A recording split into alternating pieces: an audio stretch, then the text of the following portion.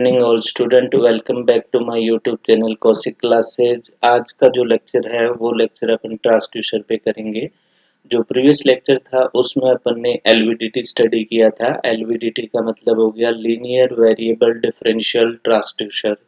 LVDT क्या था? Linear displacement को इलेक्ट्रिकल सिग्नल में कन्वर्ट करता है। आज अपन स्टडी करेंगे आरवीडीटी। आरवीडीटी की फुल फॉर्म है रोटेरी वेरिएबल डिफरेंशियल ट्रांसफॉर्मर और रोटेरी वेरिएबल डिफरेंशियल ट्रांसड्यूसर। ये जो है एक तरह से मैकेनिकल ट्रांसड्यूसर है जो मैकेनिकल एनर्जी को इलेक्ट्रिकल एनर्जी में कन्वर्ट करता है। यानी आरवीडीटी क्या करता है? जो एंगुलर डिस्प्लेसमेंट है उस एंगुलर डिस्प्लेसमेंट को इलेक्ट्रिकल सिग्नल में कन्वर्ट करता है। तो सिंपली अपन बोल सकते हैं आरवीडीटी वो ट्रांसड्यूसर है जो एंगुलर डिस्प्लेसमेंट को इलेक्ट्रिकल सिग्नल में कन्वर्ट करता है। ठीक है, अब अपन आरवीडीटी का कंस्ट्रक्शन करते हैं। तो देखो कंस्ट्रक्शन में क्या है, आरवीडीटी जो है उसमें दो सेकेंडरी वाइंडिंग होती है S1 और S2, दोनों में नंबर ऑफ टर्न इक्वल होते हैं। और एक प्राइमरी वाइंडिंग होती है ये प्राइमरी वाइंडिंग P होती है। ये जो वाइंडिंग होती हैं इनमें जो वाउंड होता है वो प्राइमरी वाइंडिंग के अपोजिट डायरेक्शन में होता है। ठीक है, और जो प्राइमरी वाइंडिंग जो होती है इसको अपन क्या करते हैं, इनपुट में एसी सिग्नल देते हैं। ठीक है, अब ये इनके बीच का जो एयर गैप है, इस एयर गैप में फॉर्मर लगा होता है। क्या? फॉर्मर, जिसको अपन कोर भी बोलते हैं। ये क्या है, एक शाफ्ट जो होती है उस पे फिक्स होता है और इस शाफ्ट के अक्रॉस में क्लॉकवाइज और एंटी क्लॉकवाइज मूवमेंट के लिए फ्री होता है।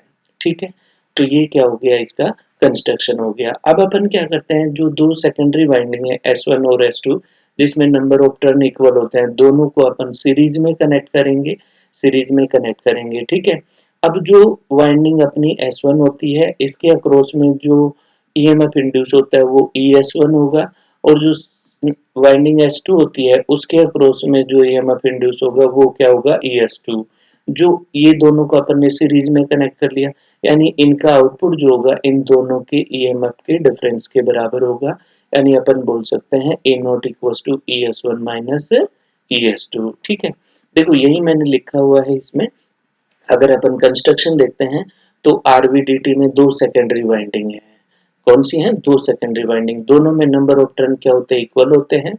और जो जो टर्न जो होते हैं उनका वाउंड जो है प्राइमरी वाइंडिंग के अपोजिट डायरेक्शन में होता है और प्राइमरी वाइंडिंग जो है इसको एसी सप्लाई देते हैं। ठीक है, ये जो अपना प्राइमरी वाइंडिंग और सेकेंडरी वाइंडिंग है इनके बीच में जो एयर गैप होता है, इनमें एक मैग्नेटिक कोर जिसको आर्मेचर कहते हैं वो लगा होता है। ये शाफ्ट पे लगा होता है और ये फ्रीली मूव करता है क्लॉकवाइज और एंटी क्लॉकवाइज डायरेक्शन में। ठीक है, अब अपन वर्किंग स्टडी करते हैं। वर्किंग जब अपन स्टडी करेंगे, मैंने तुम लोगों को बताया है इसका जो बेसिक प्रिंसिपल है आरबीटीटी का, ये म्यूचुअल इंडक्शन प्रिंसिपल पे बेस्ड होती है। किस पे बेस होती है? म्यूचुअल इंडक्शन प्रिंसिपल पे। जब अपन जो प्राइमरी वाइंडिंग है उसको एसी सप्लाई देंगे, ठीक है, तो मैग्नेटिक फ्लक्स प्रोड्यूस होगा। उस मैग्नेटिक फ्लक्स होगा जिससे क्या होगा, S1 जो होगा इसके अक्रॉस में वोल्टेज प्रोड्यूस होगा, वो क्या होगा, ES1 होगा और S2 के अक्रॉस में क्या होगा, ES2 होगा। ठीक है, समझ गए? अब देखो अपन क्या करते हैं, अब क्या है अपने पास, अब अपन कंडीशन लेंगे, तीन कंडीशन में इसकी वर्किंग करेंगे। फर्स्ट कंडीशन, जब अपना कोर जो है नल पोजीशन पे है, देखो इसमें जो है ये अब नल पोजीशन पे है। नल पोजीशन का मतलब हो गया इसका जो फ्लक्स जो है वो जो लिंक करेगा वो S1 और S2 से इक्वल लिंक करेगा। इक्वल लिंक करेगा तो जो ईएमएफ प्रोड्यूस होगा वो भी इक्वल होगा, यानी ES1 इक्वल्स टू ES2 होगा।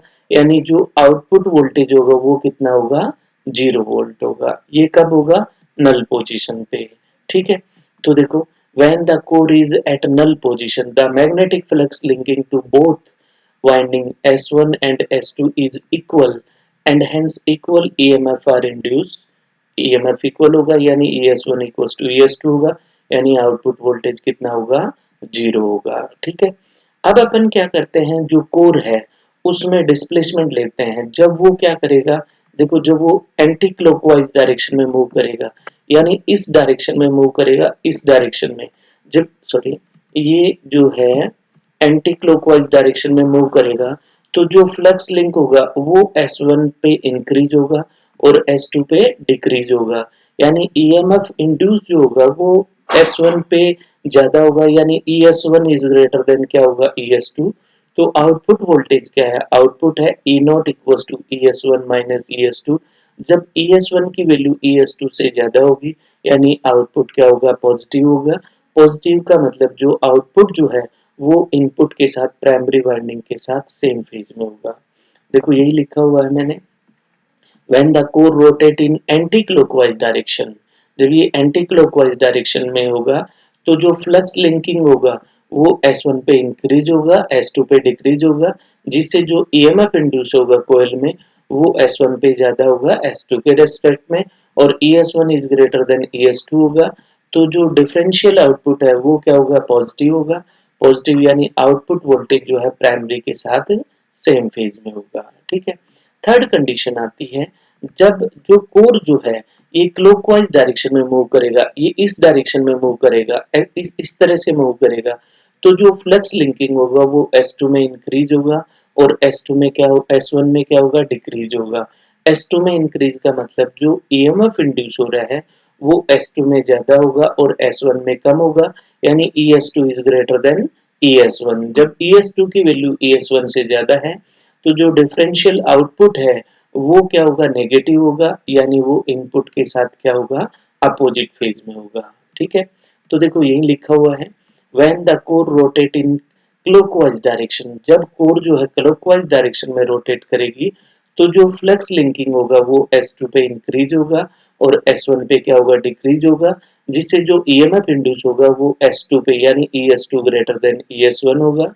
जब ES2 की वैल्यू ES1 से ज्यादा है यानी डिफरेंशियल आउटपुट क्या होगा, नेगेटिव। नेगेटिव होगा इसका मतलब आउटपुट जो होगा वो अपोजिट फेज में होगा प्राइमरी वोल्टेज के साथ। ठीक है। तो अपन ने इसका कंस्ट्रक्शन कर लिया, वर्किंग कर लिया। अब अपन इसकी एडवांटेज करते हैं। अगर एडवांटेज देखें तो आरवीडीटी की एक्यूरेसी हाई होती है, कॉम्पैक्ट एंड स्टोरेज कंस्ट्रक्शन होता है, कंसिस्टेंसी जो होती है वो भी आरवीडीटी की हाई होती है, लाइफ जो है लॉन्ग लाइफ होगी, रेजुलेशन हाई होगा, कॉस्ट लो होगी, ड्यूरेबिलिटी हाई होगी, लीनियरिटी इसकी एक्सीलेंट होती है, परफॉर्मेंस भी इसकी बेटर होती है और इसको इजीली हैंडल कर सकते हैं। तो ये क्या होगी, इसकी एडवांटेज होगी। इसके बाद अपन डिसएडवांटेज देखें तो डिसएडवांटेज देखो, since the output of RVDT is linear, इसका आउटपुट जो है लीनियर होता है। ठीक है। उसके बाद क्या है, इसमें क्या करते हैं अपन, जो आरवीडीटी है इसका जो है कांटेक्ट नहीं होता। ठीक है। तीसरा एप्लीकेशन, अगर अपन एप्लीकेशन देखें तो actuators for controlling flight as well as engine, मतलब फ्लाइट और इंजन को कंट्रोल करने के लिए, फ्यूल वॉल में यूज लेते हैं इसका, ब्रेक में यूज लेते हैं, brake with a cable system में, मॉडर्न मशीन टूल में यूज लेते हैं, नोज व्हील स्टीयरिंग सिस्टम में यूज लेते हैं, वेपन में भी यूज लेते हैं, इंजन फ्यूल कंट्रोल सिस्टम में यूज लेते हैं, एयरक्राफ्ट में यूज लेते हैं, इंजन ब्लीड एयर सिस्टम में, रोबोटिक्स में। तो ये सारे क्या है, इसके एप्लीकेशन है। ठीक है। तो आरवीडीटी काफी सिंपल सा टॉपिक है। अगर फिर भी आपको इसमें कोई डाउट हो तो आप मेरे को कमेंट करके पूछ सकते हो। अगर आपको ये वीडियो आपके लिए यूजेबल है तो आप इस वीडियो पे लाइक, कमेंट और ज़्यादा से ज़्यादा शेयर करना और मेरे चैनल को भी सब्सक्राइब करना। Thank you for watching this video.